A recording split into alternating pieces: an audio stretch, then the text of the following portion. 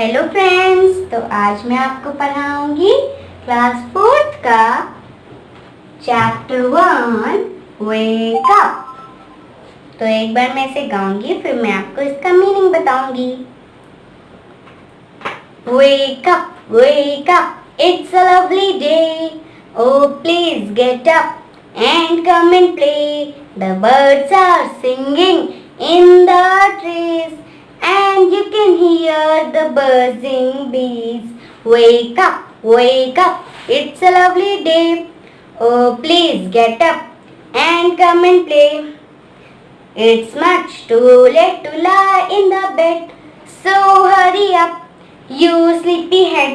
Wash and dress and come on out. Everyone is up and about. The cow, the horses, the duck, and the sheep, the tiniest chicken, chip chip chip. तो अब मैं आपको इसका meaning बताऊंगी। Wake up, it's a lovely day. Oh, please get up and come and play. तो क्या बोल रहा है? उठो उठो, ये प्यारा दिन है। Oh, please get up and come and play. तो क्या बोल रहे हैं? ओह प्लीज तुम उठो और मेरे साथ खेलो। The birds are singing in the trees. तो अब क्या बोल रहा है कि चिड़िया गाना गा रही हैं ट्रीज में। And you can hear the buzzing bees. और तुम सुन सकते हो कि बीज जो हैं वो बज बज कर रही हैं। Wake up, it's a lovely day. Oh, please get up and come and play. ये भी वही बोल रही है। Wake up, it's a lovely day and come and Oh, please get up and come and play. तो उठो उठो, ये एक प्यारा दिन है।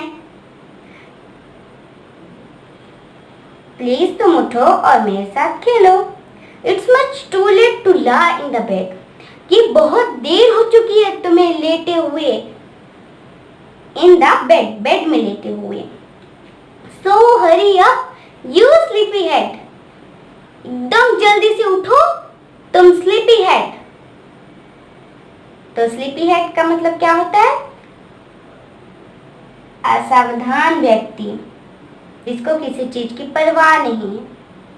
जैसे जो एकदम थका हुआ है, वो सोना चाहता है, उसको क्या बोलते हैं? Sleepy head. Wash and dress and come on out. जल्दी से वॉश करो और पहनो। इसमें क्या मतलब है इसका? वॉश एंड ड्रेस का मतलब क्या है? नहाओ। And come on out, नहा के बाहर आओ। Everyone is up and about. सब उठे हुए हैं तुम्हारे सिवा। The cow, the horses and the ducks and the sheep. तो क्या बोल रहा है? The cow, the horses, the ducks and the sheep.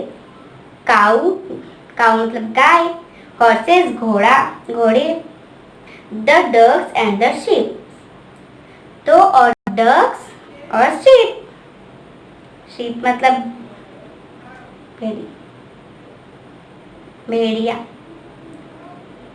The tiniest chicken, cheep. और जो सबसे छोटी चिकन है सबसे, वो क्या कर रही है? चीप। और वो चीप करके क्या कह रही है? Wake up. अब हम पढ़ेंगे न्यू वर्ड्स। तो अब न्यू वर्ड्स क्या क्या है? लवली मतलब बहुत सुंदर। ब्यूटीफुल मतलब जैसे सुंदर, और लवली मतलब बहुत सुंदर। बजिंग, अब बजिंग मतलब क्या है? बजिंग तो कुछ नहीं है। बजिंग मतलब आवाज होती है। किस चीज की आवाज? मधुमक्खी की आवाज। ये एक मधुमक्खी की आवाज होती है। उसको क्या बोलते हैं? मधुमक्खी की आवाज को बजिंग। स्लीपी हेड, अब स्लीपी हेड का मतलब क्या होता है? असावधान, मतलब जिसको किसी चीज की परवाह नहीं। ओके, जो थका हुआ है, वो सोना चाहता है, उसको क्या बोलते हैं? Sleepy head, असावधान।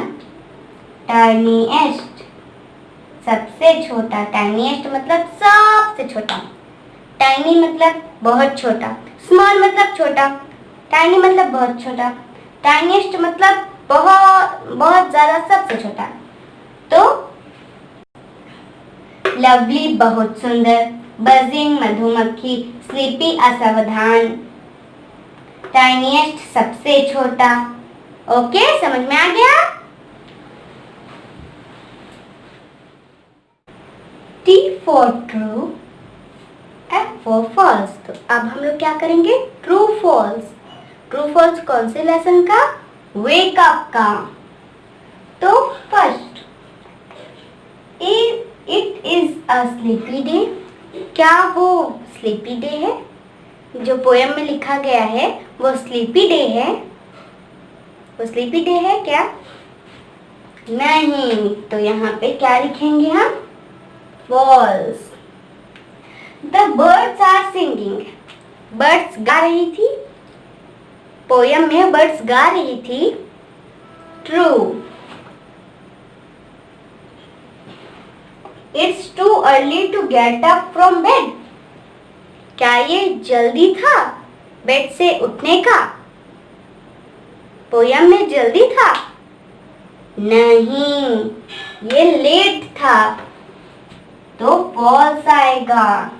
The bees are buzzing. तो बीज बज बज, बजिंग मतलब जो आवाज करती है, बज बज, वो कर रही थी? कर रही थी? यस, वो कर रही थी। True. It's a sleepy day. आपको सब समझ में आ गया ना?